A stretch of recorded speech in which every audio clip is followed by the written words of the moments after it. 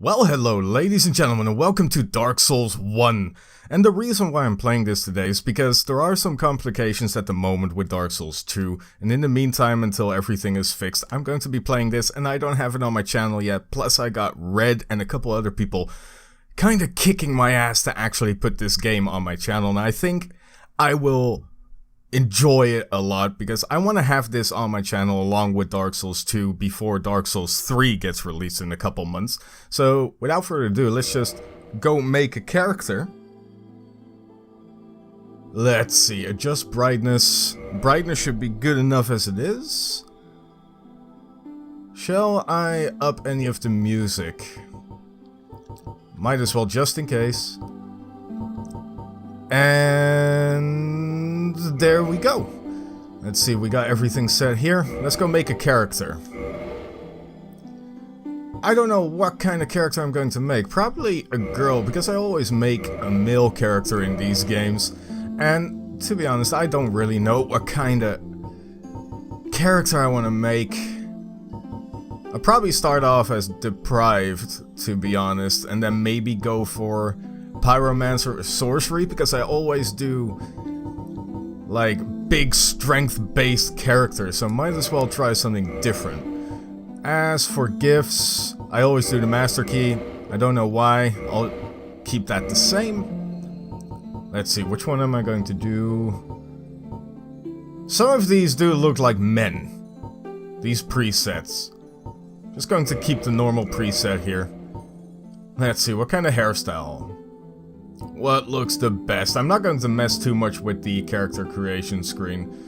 Got a little kind of ponytailish kind of thing. What the hell? Hold on, let's change the color. They got some weird hair colors. I'm going red. But I will change the hairstyle. I'll go this one, there we go. I actually have no clue what to call it, so I'm just going to do the generic girl name that I do in MMOs and other RPG games. There we go, Freya. I know normally it's with a Y and not with a J, but it works. And let's start the game.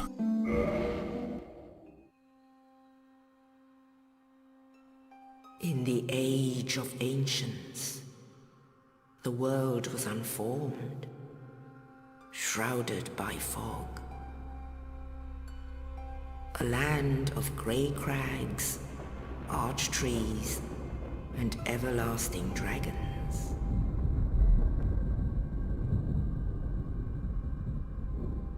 But then there was fire, and with fire came disparity. Heat and cold, life and death, and of course, light and dark.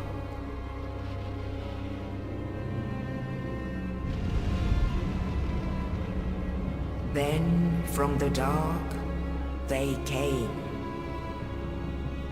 and found the souls of lords within the flame.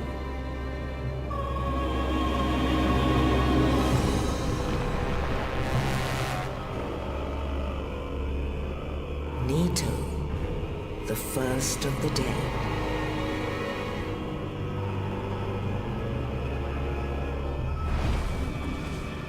The Witch of Asylum and her daughters of chaos. Gwyn, the Lord of Sunlight, and his faithful knights. And the furtive pygmy, so easily forgotten.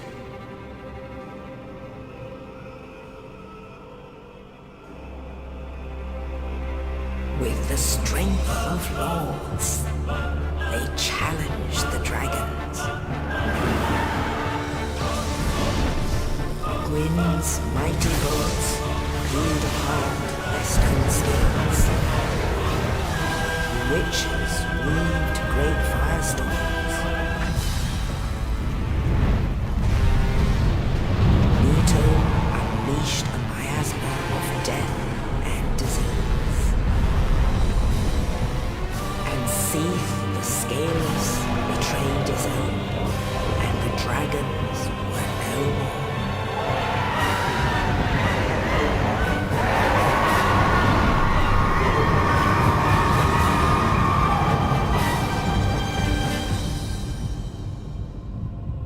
Thus began the Age of Fire.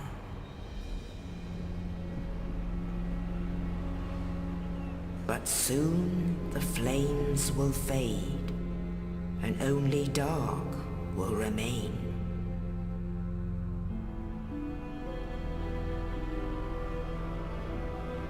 Even now, there are only embers, and man sees not light, but only endless nights.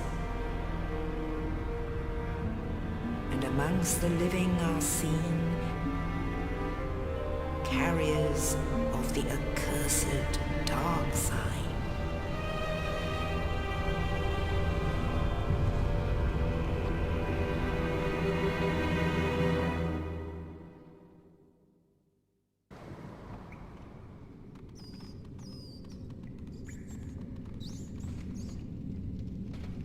Yes, indeed.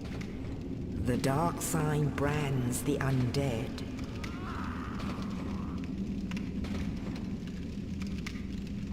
And in this land, the undead are corralled and led to the north.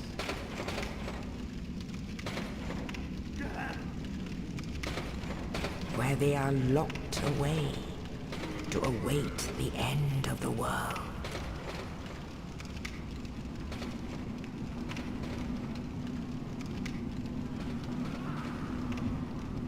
This is your fate.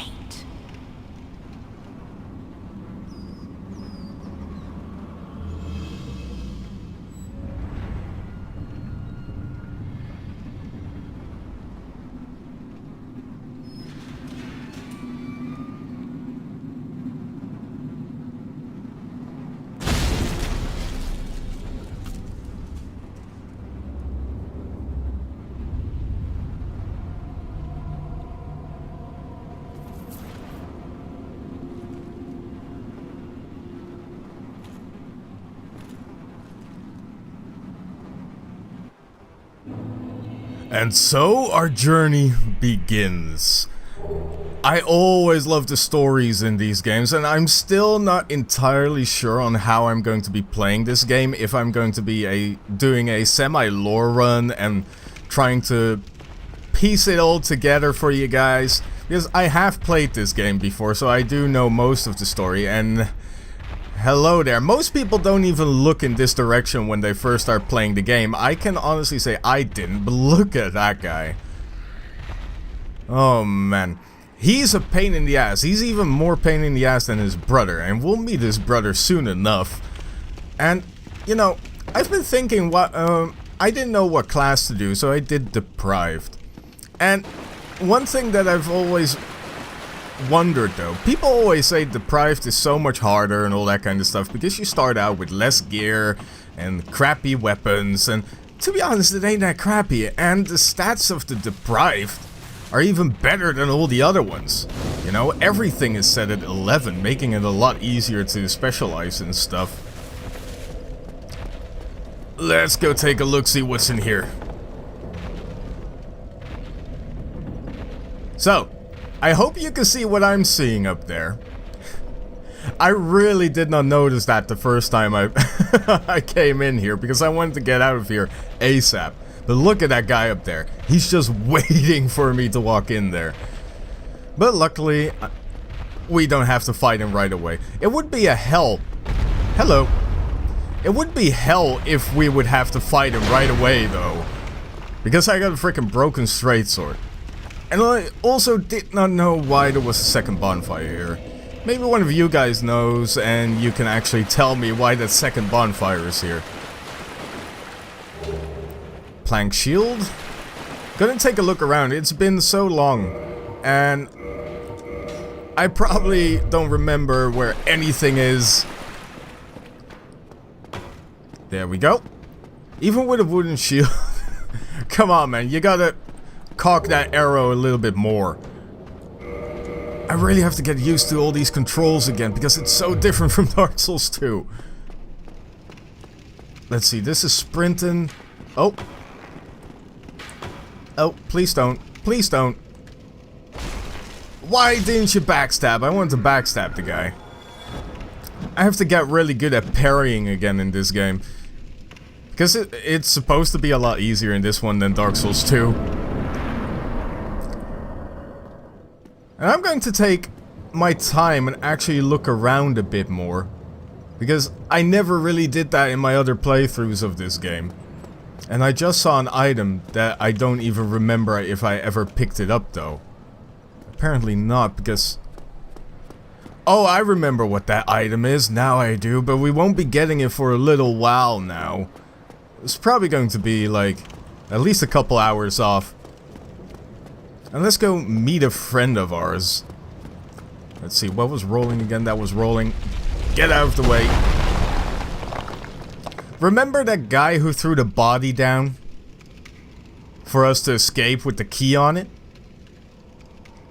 I think he got... Well, the general thought about it is that he threw it down for us to escape. And then when he was trying to escape himself, he got kinda hit through the ceiling here. And met a terrible fate. Oh, you. You're no hollow. Thank goodness. I'm done for, I'm afraid. I'll die soon, then lose my sanity. I wish to ask something of you. You and I are both undead. Hear me out, will you? Regrettably, I have failed in my mission, but perhaps you can keep the torch lit. There is an old saying in my family. Thou who art undead art chosen. In thine exodus from the Undead Asylum, maketh pilgrimage to the land of ancient lords. When thou ringeth the bell of awakening, the fate of the undead thou shalt know. Well, now you know. And I can die with hope in my heart. Oh, one more thing. Here, take this. An Estus flask. An undead favorite. Oh, and this. Now I must bid farewell. I would hate to harm you after death. So go now, and thank you. This is really sad, because he's such a nice guy. You know, helping us out after all of this. What does this say? Rest at the bonfire, replenish your Estus flask. Well, we're not going to sit at the bonfire just yet. And our good friend just killed himself, sadly enough. We did get souls for it though, so I can't complain too much. We do have to remember his little verse that he just told us about the Bell of Awakening. Because we're going to be hearing more of it when we get out of this asylum. If I don't mess it up, because I'm so rusty. What's this? Resting at bonfires revives enemies. Thank you very much. Come around the corner. I'm going to try and parry. I'm probably going to fail miserably though. Oh yeah, oh shit. Never mind. Let's get through here. There is actually an enemy behind this archer in that room. We're not going there, because that one is kinda for you to learn how to kick and everything, but we already know this. So, wish me luck. And I don't know what he just did, but it doesn't sound good.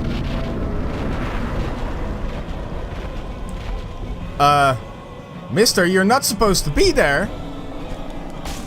Oh, it still worked. Good. I'm going to tell you in a second what I did there. Oh shit. Even as deprived, that still didn't hurt as much as I thought it would.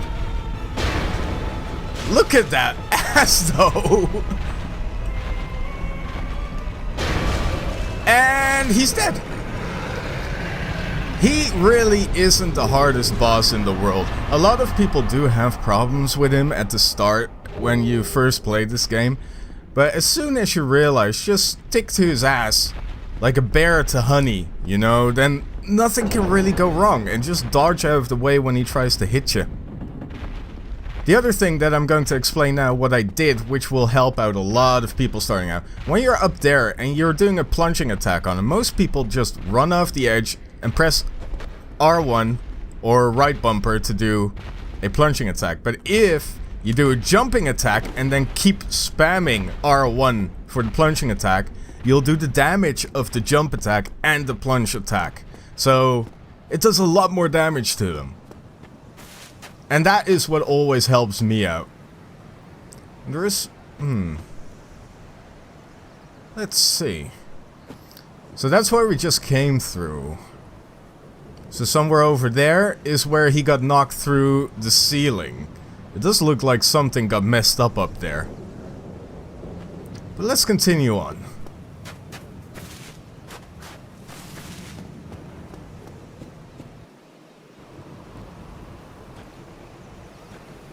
Only in the ancient legends it is stated that one day an undead shall be chosen.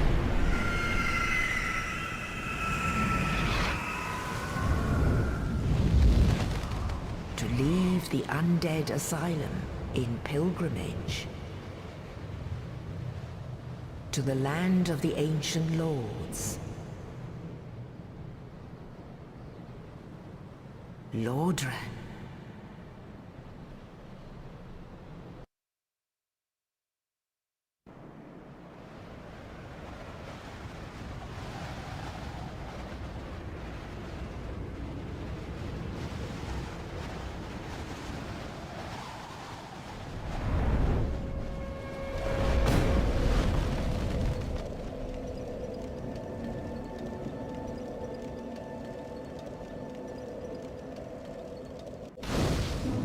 And now stuff gets real. Fire Rink Shrine.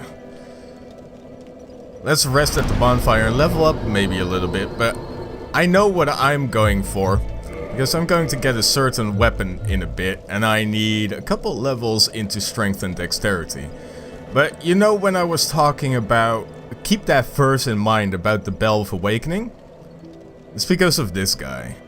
Well, what do we have here? You must be a new arrival. Let me guess. Fate of the Undead, right? Well, you're not the first. But there's no salvation here. You'd have done better to rot in the Undead Asylum. But too late now. Well, since you're here, let me help you out. There are, actually, 2 bells of awakening. One's up above in the Undead Church. The other is far, far below, in the ruins at the base of Blight Town. Ring them both, and something happens. Brilliant, right? Not much to go on, but I have a feeling that won't stop you. So, off you go. It is why you came, isn't it? To this accursed land of the undead? And that piece of dialogue gives us our first real heading on where to go next. So we have to get the 2 bells of awakening. One up above and one down. You know, I never really realized this, but I didn't realize you could actually see the enemies from all the way down here. That's pretty cool, actually. But do you have any more to tell us before we leave you? Ah, your face. You're practically hollow. But who knows? Going hollow could solve quite a bit.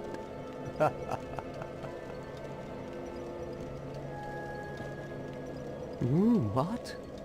Restoring your humanity? Well, there are a few ways to go about it. Collect it bit by bit from corpses. Or you can butter up a cleric and get yourself summoned. And the quickest way, although I'd never do it, is to kill a healthy undead and pillage its humanity. Coveting thy neighbor is only human, after all. And that explained a little bit on how the humanity system works in this game. But not too much. You have to stop speaking in riddles. What are you looking at? Don't try anything clever. You might regret it. I know I will regret it, because if you're a new time player of this game, this guy is tough. Don't hit him. You know, he will kick your butt and parry you into oblivion. But for our first episode here, before I move on to the next area, I'm going to call it here. So I hope you enjoyed, and see you guys in the next one. Leave a comment in the comment section below. Let me know what you think of the game. Let me know what you think of this Let's Play so far. And see you guys later.